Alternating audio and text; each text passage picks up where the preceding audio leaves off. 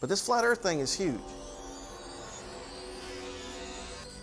And what was flooding my mind was the abolition movement in the early 1800s, the anti-slavery movement.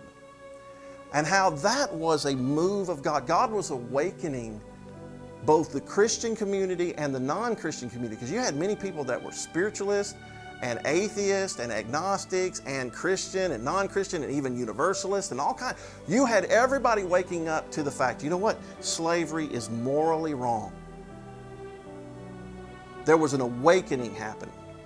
And it was spearheaded by one of the great Christian evangelists, Charles Finney, another guy. There were other Christians involved, but there was non-Christians. And guess what? There were meetings where these Christians and non-Christians would get together. Some of them even in the occult, some of them universalists. But they would get together. They had one common cause. We want to see slavery stopped in America. And then it was happening in France. It was happening actually in Britain first. And there was this movement. Listen, this thing about the truth of creation, where we've realized that the evil satanic system, NASA and all the rest, has lied to us. This is a huge thing, and people are waking up. God is using this, and He's waking people up to the fact we've been lied to about everything, and it's at least getting people to read the Bible. See, an awakening, when God starts moving in a truth, there's a truth, the truth of creation. It's enclosed, it's flat, there's an above, there's a below. The sun, moon, and stars are close, not gazillions of millions of light years away. When we get back, people are waking up. It is an awakening, but it's messy. It's messy because not everybody is going to be on the same page at the same time, and not everybody's Christian.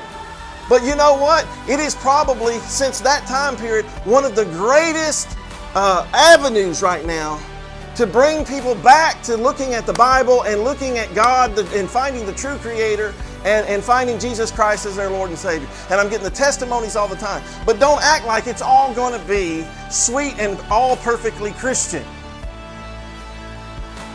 It can't be.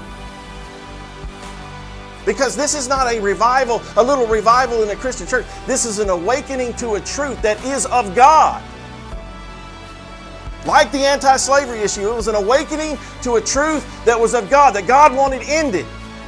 But see, there was an awakening. And that's what they called, you know what? They called the early 1800s up until that time, the Second Great Awakening in America.